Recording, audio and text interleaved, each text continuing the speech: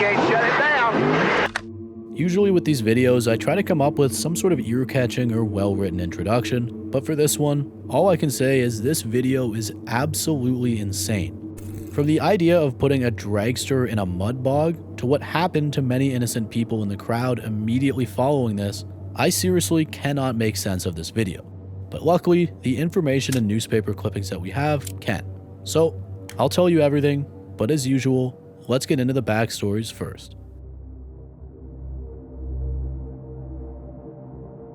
January 30th, 1988 was supposed to be nothing more than a night of entertainment at Anaheim Stadium in California.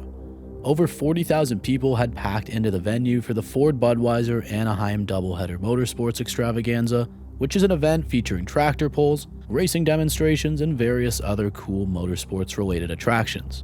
The stadium, which was at the time home to the Angels and the LA Rams, was filled with families and motorsports enthusiasts looking forward to a Saturday night of fun. But at some point, one particular attraction was going to change the tone of the night completely. As part of the evening's programming, a dragster driven by a man named George Scott was scheduled to make a brief demonstration run on the arena floor. This was just during the intermission. The appearance was intended as nothing more than a promotional stunt for an upcoming drag racing event and was planned as a simple run where the car would speed onto the floor, spin its wheels a bit, and cover a small distance before coming to a stop. So George Scott got ready for his promotion. The organizers positioned everything for the intermission, and at approximately 9:10 p.m., he began his run. But very quickly, something went terribly wrong. He can't shut it down. Oh, we just killed people. We have just killed a bunch of people. For whatever reason, Scott accelerated too much, and according to witnesses and officials, he appeared to lose control of the car. The dragster, instead of making its brief demonstration and stopping, launched forward and began speeding toward the 5-foot-high field wall that separated the arena floor from the stands. In the process, the vehicle clips a sled that was being used for one of the tractor pulls, significantly damaging the vehicle. George Scott was of course unable to stop, and the dragster slammed into the wall with tremendous force. As we can see, the impact with the sled caused the dragster's rear axle and wheels to completely separate from the vehicle. They subsequently fly over the top of the car and get sent directly into the grandstand where thousands of spectators were sitting. Not only did this entire rear axle with the wheels and spool still attached fly into the crowd, but debris from the wrecked car scattered throughout the seating area, striking spectators across a 50-foot wide section that reached 7 rows up from the railing. The outcome was expectedly not good, and we can even hear the announcer's disturbing reaction as this happens. The chaos in the stands was immediate. 6 people remained hospitalized the following day. Several were reported in serious but stable condition at nearby hospitals, while others were under observation but expected to recover. Miraculously though, despite the announcer's concerns and the concerns that you're probably having, no one actually passed away during this incident, which, given the intense nature of the crash, is almost unbelievable. In total, 17 people were injured during this crash, but no one passed away. With that being said, this wasn't without injuries, and this doesn't mean it wasn't still horrifying for many people. In fact, one of the most seriously injured was a 28-year-old stadium equipment operator who had been standing near the crash site and was directly struck by the dragster. We can't really see this in the footage. He, along with a 13-year-old boy from the stands, was airlifted to a trauma center, and fortunately, they were both listed to be in fair condition as quickly as the next day. Also, George Scott, the driver of the dragster, somehow only suffered minor injuries despite being at the center of the violent crash. Given the obscure nature of this event and most information being limited to old archived newspapers, I'm keeping that in, I don't even care. Anyways, because of this, I was unable to find the exact outcome of the investigation. Maybe it was purely human error, maybe something went wrong with the vehicle, we just don't know. What we do know is that the event actually just continued onwards after this accident. It seems they took care of it pretty quickly and the night went on, which I just don't think would ever happen nowadays, and I actually sort of think it's cool. Obviously, I assume if they had seen clear signs of death or something, this probably would not have happened, but honestly, who knows? 80s America. The 40,767 people who attended the event that night witnessed something that they likely will never forget. And the 17 people injured at Anaheim Stadium were innocent victims here, and while they survived with injuries that were treatable and healed, the incident would absolutely affect their lives. On a positive note, there were many lessons learned here, and fortunately, it didn't have to be worse than it was for them to learn them. Seating arrangements at future events clearly changed as a result of this, and I'm glad to hear everyone recovered. It's a rarity on this channel. Before we continue, I very quickly just want to remind you all that I have a Discord server with almost 500 people in it. Everyone's awesome. We do giveaways pretty often where all you have to do is just click to join. And the case suggestions channel is hands down the best way to recommend cases to me. The link's at the top of this video's description if you want to join.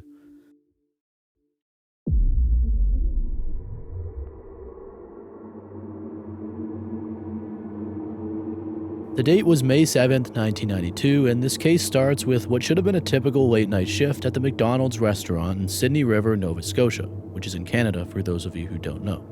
And at first, this night went just like any other, but shortly after midnight, 4 employees were wrapping up their tasks or getting ready to begin overnight work with absolutely no idea what was about to happen to them. But first, allow me to introduce you to them. There was Donna Warren, a 22-year-old serving as the swing manager, and she was in the office taking care of paperwork from the day's business. Outside of work, Donna had enrolled in radio and television courses to develop her communication abilities for an eventual law career, working at McDonald's while putting money aside for law school. Down in the basement, 20-year-old Arlene McNeil had completed her duties and switched into her regular clothes, but remained in the restaurant until Donna could leave with her when she was done upstairs with paperwork. The two usually left together. Arlene was there accumulating savings for college with thoughts of pursuing business administration. Neil Burrows, who was 29 years old, was taking care of cleaning duties, washing the sinks, and a lot of other equipment. His schedule involved working overnight while his wife, who was a hairdresser, held a daytime position. The money they brought in wasn't substantial, but they were holding it down. Neil was a married man with a child who put them above everything, and so it didn't matter what he had to do to support them. While this was going on, another employee named Jimmy Fagan, who was 27 years old, was traveling to the restaurant by taxi, getting there ahead of schedule to get the equipment prepared for morning operations. Jimmy had previously been employed by his brother's landscaping business. In fact, he still was, but obviously this is very seasonal. When things get cold, there's not as much work, if any. A lot of people do snow plowing, but in his case, he accepted a nighttime maintenance role at McDonald's, waiting for the bad weather to clear up so he could get back at it. Remember, Jimmy had not arrived yet at the store, but he was on his way. But there's one last employee of this McDonald's who will play a key role in this story, and one who actually got off from a shift earlier on that day. His name was Derek Wood, and he was an 18-year-old staff member who had begun employment a couple months back in March. Derek, instead of going to school, chose to get a job, but it wasn't for the typical positive or conscientious reasons that you might think. He actually pursued this job after identifying what he perceived as a weakness in the building's security. A back of the store basement entrance that wasn't used very often. If he could get in there and prop it open, he knows that he'd have time to come back into the store. Obviously, his intent here was not good. So to do this, he got a job working there. Some sources say that he didn't realize this door thing until after working there, but nonetheless, he got this job with intentions of eventually robbing the place. Wood was convinced that the restaurant kept between $80,000 and $200,000 in the safe. He would end up being very off, but he got this number in his head, and so after working there for a few months, he had figured out the door situation, and eventually enlisted 2 acquaintances to participate in robbing the establishment with him when the store was closed. The first person was an 18-year-old named Darren Muse, who had left high school without graduating and had been friends with Wood for several years. The second person, Freeman McNeil, who was 23 years old, had completed his high school education and had even attended teachers college for a year before abandoning that direction.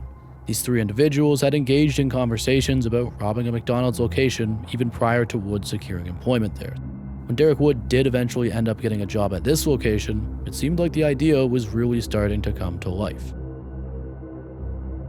Throughout his last shift on the 6th of May, so hours before the night of the events we're going to get into, Derek Wood had concealed a pistol with ammunition in a leather fanny pack, put on his work uniform, and stuffed his personal clothing along with the fanny pack into his backpack.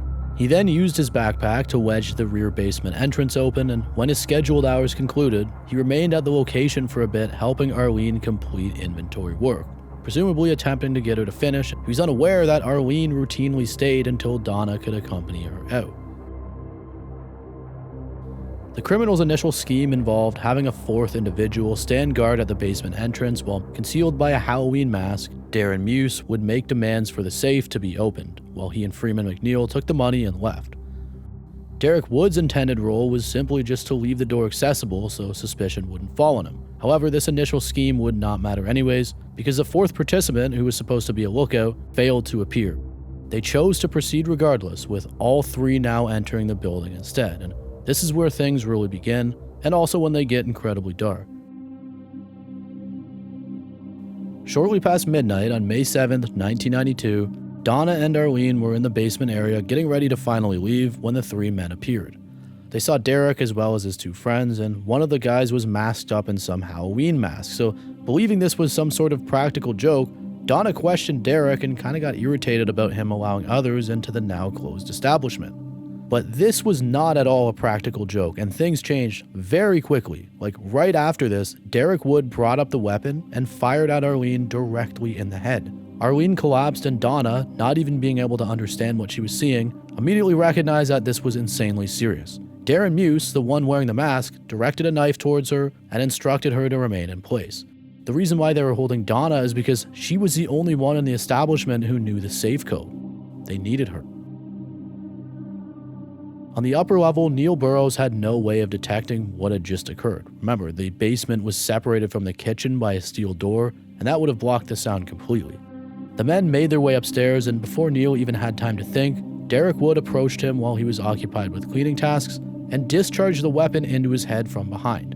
Bewildered and unable to comprehend the situation, Neil then received a stab wound to his neck from the masked individual and was further struck across his forehead with someone using the handle of a shovel. Fearing that he may still be alive while Neil was on the floor, Wood discharged the weapon twice more into his head. After this, Derek returned to the basement area and grabbed a now absolutely horrified Donna. They went upstairs to the office where she worked as a manager, using the weapon to force her compliance while demanding that she provided access to the safe. She would open the safe for them, but after she opened it, Wood discharged the weapon into her head, also from behind, and started going through the safe's contents. And get this, the total that he discovered in the safe was $2,017.27 Canadian, an extremely small fraction of their expectations. He fired at Donna once again to be sure and bagged the cash. All three people in this building were now either deceased or, at the very least, badly incapacitated.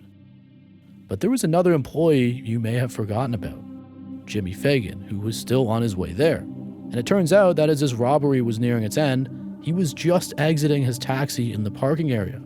Jimmy got out of his cab and activated this button on the building that was meant to get one of the other employees to grab him when the store was locked, but he unknowingly did this exactly as the three men were exiting through the door during their escape. It was just horrible timing. Derek Wood spotted Jimmy and called out for someone to fire at him. Darren Muse, who was still masked up and who now possessed Derek's weapon, discharged it once into Jimmy's forehead. His body dropped in the doorway, and as the three departed, the door didn't fully close because a now incapacitated Jimmy was laying there blocking it. Anyone who arrived would now see Jimmy's legs, and that's exactly what was about to happen. Daniel McVicker, the cab driver who had actually transported Jimmy to this location, thought he heard a gunshot when he was leaving, so he turned his attention back and observed several individuals fleeing from the premises. Seeing this, he reversed his vehicle and re-entered the parking area, and navigating to the building's rear, he could observe Jimmy's feet extending from the doorway.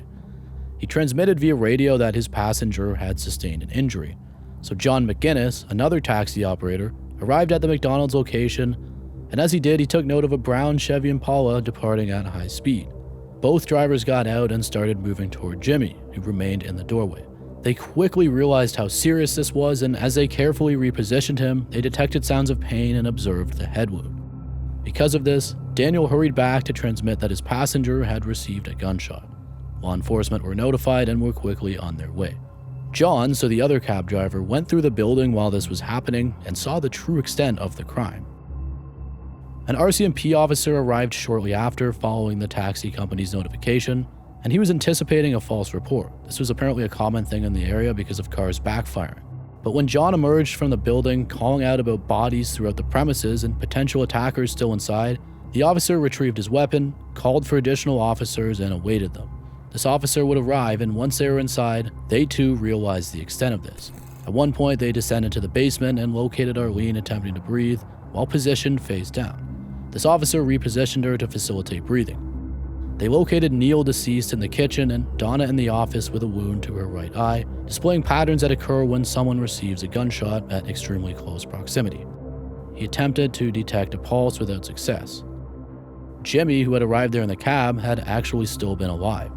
2 ambulances arrived and transported Jimmy and Arlene to the medical facility, and Donna Warren and Neil Burrows were pronounced deceased on scene at the McDonald's. Jimmy Fagan was still alive on arrival, but horribly he ultimately died from his injury. Arlene McNeil had received a single shot to her face, and brilliantly, medical personnel successfully preserved her life, though she remained unconscious for a while. But eventually, Arlene McNeil regained consciousness from her coma. She experienced permanent disabilities affecting both her physical and intellectual capabilities. She was paralyzed, but it is incredible that she made it through. Arlene was the only survivor. After the murders, Derek Wood, Darren Muse, and Freeman McNeil fled in their car. Wood tried to cover his tracks by phoning police and later posing as an employee who had escaped, but officers noticed his fresh hand injury and inconsistencies in the story he was telling. Evidence very quickly surfaced, including the McDonald's cash box and other items found near Freeman's home. Muse failed a polygraph, while Freeman shifted blame to the others, and another acquaintance told police about their planned meetings. And within a week, all 3 were arrested. Confronted with evidence, Derek Wood confessed and revealed where the weapon and shovel were hidden. At trial, he was convicted of first-degree murder, attempted murder, robbery and confinement, receiving life without parole for 25 years. Muse pled guilty to second-degree murder and robbery, receiving life with the possibility of parole after 20 years. Freeman McNeil was convicted of murder, confinement, and robbery, also getting life without parole for 25 years. Family members fought very strongly and still do to this day.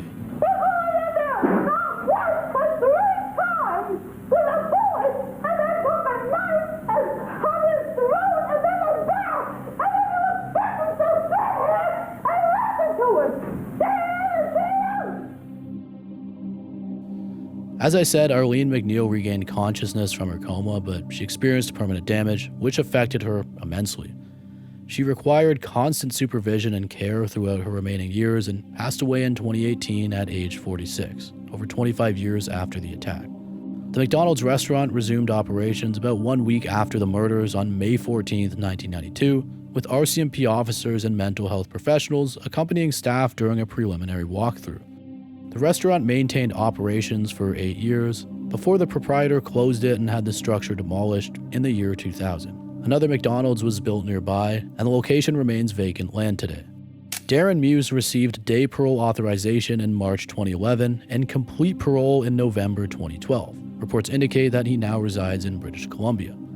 Freeman McNeil received day parole authorization in December 2022 and complete parole in March 2024. His release includes restrictions preventing him from entering Nova Scotia without parole supervision and prohibiting contact with victims' relatives.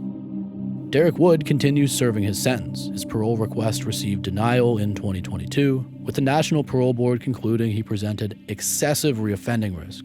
And I actually have some pretty interesting information to give you regarding Derek Wood, because the person who reached out and recommended that I cover this case actually wrote him in prison for a period of time and was able to get a lot of insight on who this criminal became throughout his years in prison.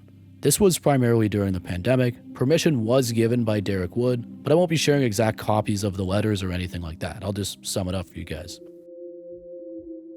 For 3 years, this contact of mine corresponded with Derek Wood through a prison pen pal program. At the time, they were just drawn to writing physical letters, and Wood's profile stood out because he made it clear that he wasn't seeking a romantic relationship. As you can imagine, that's a very common theme. Derek Wood even advised this pen pal to research his crimes in case they wanted to back out. They didn't back out, at least not early on, and these exchanges offered pretty rare glimpses into his mindset. Wood admitted that he knew he would never be paroled and had once even attacked a guard with a paintbrush. He spoke of how he struggled learning French when he was imprisoned in Quebec, and how he was unsure of why he got a random influx of letters from US women in the year 2022. I imagine some sort of documentary was made or something. I don't know. But that's one of the things I was told. Before the murders, he had been a self-described nerd who loved D&D, Magic the Gathering, and novels like The Wheel of Time and The Lord of the Rings. Much of the correspondence revolved around D&D campaigns, which gave him kind of an escape, but eventually, the writer questioned their own morals in continuing the exchange, and so they ended it about 3 years ago. One of the most startling revelations they had was that Wood, despite everything, had found a fiancée through the same pen pal program. The letters, which they still have today, are a surreal collection of insights from someone serving a life sentence for crimes committed more than 30 years earlier. And a lot of people might question this. I get it. I wouldn't do this, but this person willingly stopped because it no longer sat right with them. And if you're watching this, admit it, you're probably interested in how these types of evil people think, at least to some degree. The Sydney River McDonald's murders, to me, is one of Canada's most senseless high-profile criminal acts. 3 young individuals destroyed numerous families, took 3 lives, ruined one, and inflicted permanent damage on a community for a robbery yielding barely $2,000. 22-year-old Donna Warren would never get to pursue her law career or finish her radio and TV courses. 20-year-old Arlene's life would be altered permanently in an unimaginable way, and she would now never be able to pursue business administration or build her dream life that she was saving for. And 27-year-old Jimmy wouldn't return to landscaping with his brother the following season. 29-year-old Neil would never get to return home to his beautiful family. His wife and child would never see his face or feel his unwavering support ever again. And just if you thought things couldn't get worse for Neil's family, I found out that his sister later lost her husband, daughter, and 2 grandchildren to a drunk driver in Quebec. There were so many lives cut short here over seemingly nothing, and it was a plan that should have required absolutely 0 killing in the first place. Rest in peace to all of the innocent people involved.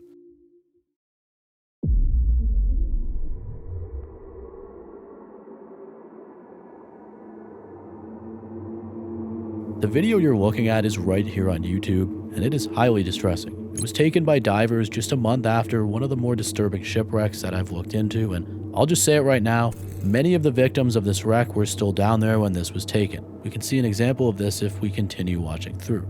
Not only does this contain a very real account of an innocent person who lost their life, but the picture the footage paints of what those on board experienced is just absolutely heartbreaking on so many levels. We can see a little girl's clothing, passengers' suitcases, and many other personal belongings that tell the stories of the victims who had no idea this ferry would be where they spent their last moments. December 14th, 1991 began as a day of celebration for hundreds of passengers aboard the MV Salem Express. The majority of passengers were poorly paid Egyptian laborers traveling home by boat for the holidays, and the remainder were around 150 pilgrims returning from Mecca after completing the Hajj. The exact number of people who were on board varies depending on where you look, but trust me, we'll get into that. The ship was packed with luggage filled with gifts for family members, prayer carpets, portable stereos, bicycles, and baby strollers. Everyone was dressed in their nicest clothes for the journey home, and there was a festive atmosphere on board. The Egyptian crew members were also excited, looking forward to seeing their families after the 36-hour, 450-mile journey across the Red Sea from Jeddah, Saudi Arabia, to Safaga, Egypt, where 350 people would get off before the boat continued north again. The Salem Express had been making this same journey since 1988 when it was sold to the Samator Shipping Company. Built in France in 1966 under the name Fred Scamaroni, it had spent decades as a roll-on, roll-off ferry in the Mediterranean, where it changed hands countless times and had no shortage of issues before taking on this new life ferrying passengers across the Red Sea. The ship was about 115 meters long and 18 meters wide, and for 3 years it had been running this route without any major problems. But this voyage in 1991 was already delayed before it even started. The ship's departure had been pushed back by 2 days due to a mechanical fault. When the Salem Express finally left Jeddah, the crew was eager to get everyone home. Again, the plan was to arrive at Safaga to unload the passengers, then continue north to Suez. But on the night of December 14th, 1991, a storm was building over the Red Sea, and by the time darkness fell, gale-force winds were whipping across the water, waves were crashing over the decks, and anyone who ventured outside was getting drenched. It seemed that the conditions just kept getting worse, and then at approximately 11:13 p.m., as passengers huddled inside trying to escape the storm, the Salem Express actually struck the Hindman Reefs, a series of coral formations just south of Safaga. This was insanely catastrophic to say the least, but crossing these reefs wasn't even actually in the ship's route. So before I go further into the crash and its aftermath, let me tell you a bit more about why this was pushed so off course. So the official explanation from Egyptian authorities was that the ship had drifted off course in the high winds and bad weather. The ship's second officer, whose job it was to chart the course into the port, supported this version, claiming no course changes had been made. Egyptian investigators also said they received no reports that the Salem Express deviated from its schedule. However, there is an alternative explanation that many people believe is the real story. According to secondary sources and diving experts who have studied the wreck, Captain Hassan Moro had a habit of taking an unauthorized shortcut through the Hindman Reefs to shave about 2 hours off the journey. So basically, some sources claim that this wasn't a one-time decision made because of the storm or a result of the bad weather pushing them there, but rather a route that he regularly used despite it being dangerous and off-limits. Whether the ship drifted off course due to weather or the captain deliberately took a risky shortcut remains disputed to this day, and depending on where you get your information, the story can vary considerably. Like I said, even when discussing total passenger and crew numbers, total numbers vary. What's not disputed, however, is what happened next. The coral tore into the hull of the ship, breaching it and allowing water to pour in. The captain, who was actually asleep in his cabin, woke up and managed to sound the distress signal, but the ship began listing heavily as water flooded the lower decks. The Salem Express was going down fast. In fact, the ship was completely underwater in close to 11 minutes, trapping hundreds of people below deck and in their cabins. Within 20 minutes of striking the reef, the entire ship had disappeared beneath the waves. Only one lifeboat was successfully launched before the ship went under, and a nurse named Salah who survived said there was simply no time to help people onto lifeboats. Other survivors reported that some crew members pushed passengers aside to take lifeboats for themselves, but that there were crew members who tried helping by descending into the ship to knock on cabin doors and wake passengers. One passenger said he only left his cabin because he heard crew members shouting, "It just sank all at once," and he barely had time to get out. And even for those who made it off of the ship, their challenges were just beginning. It was nighttime in the Red Sea and the storm was still raging. Think about being in that situation, or even worse, being one of the poor people who were trapped. It genuinely makes me sick to my stomach. As for the survivors who made it off the ship, this was a terrifying ordeal in the stormy waters. Due to bad weather, rescuers could not begin working until dawn on December 15th, with 10-foot waves and high winds making the rescue operation challenging. One surviving woman clung to a wooden oar for 4 hours in the violent sea before finally finding a life raft. When she reached it, the raft was filled with water and contained 3 deceased people. She and another man managed to pull 15 people onto the raft, but at 7 a.m., high waves capsized it. Another man described watching fellow survivors clinging onto a wooden door before being swept away by the waves one by one. And this story is just crazy. The first survivor to reach the shore was an agricultural engineer and amateur long-distance swimmer, and he survived 18 hours in the water. As the ship went down, he stood on the deck and followed the lights of the port, and then, like I said, swam 18 hours, making it to shore on his own. He attempted to lead 2 other men to safety who held onto his clothes, but each died of exhaustion on the way. In total, 180 people survived. The official death toll during the sinking of the MV Salem Express was listed as 470 people, but there's substantial evidence suggesting the ship was overcrowded. But some estimates put the true death toll closer to 1,200 or even 1,600. There's a lot of evidence suggesting the ship was overcrowded. And also, many people may have bought tickets at the last minute or traveled without proper documentation, meaning they were never officially counted. But the official toll is 470 people, which alone is mind-boggling to comprehend.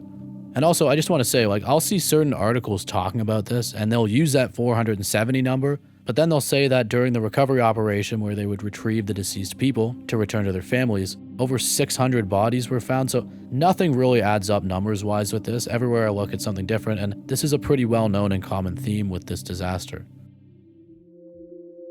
The ship came to rest at depths ranging from 12 to 30 meters, lying on its side on the seafloor just south of Safaga. The Egyptian government made the decision to leave the wreck largely undisturbed as a gravesite for those who they couldn't retrieve. And today, the wreck of the Salem Express sits on the ocean floor with personal belongings still scattered throughout. It really is just a time capsule, but the wreck has become controversial in the diving community. Some argue it should be completely off limits out of respect for the dead, while others believe visiting the site keeps the memory of the tragedy alive. Remember, there are still people down there. And whether the sinking was caused directly by the weather, or if a captain's risky shortcut caused it, the result was one of the worst maritime disasters in Red Sea history, claiming hundreds or possibly more than 1,000 lives. Also, there were some more things shared to me that I found very interesting through the person who told me about this story. Let me read it to you. After the tragedy, another local Egyptian operator became the default option for Red Sea ferries and even put out adverts stressing the safety and cleanliness of their vessels, only for a different ship to sink in 2006 with over 1,000 deaths, becoming the new worst Red Sea tragedy by sheer casualties after it lost stability during rough weather, and according to some, botched firefighting efforts in the car deck, which caused water to pool in the already unstable ferry. It's unbelievable how many lives can be lost so quickly in an event like this and in such a terrifying way. Rest in peace to the hundreds, if not thousands of people who passed away on what should have been nothing more than a routine ferry trip. Thank you guys so much for watching. I absolutely appreciate it. I put so many hours into this one over the past few days, so if you enjoyed the video, just consider subscribing. I'd love to see 100K by the end of the year, but again, if not, I'll survive. Also, thank you so much for all the birthday wishes on my community posts. I think I had over 100, and I know most people don't even use mobile who watch me, so thank you so much. I appreciate that. I'll see you guys pretty soon.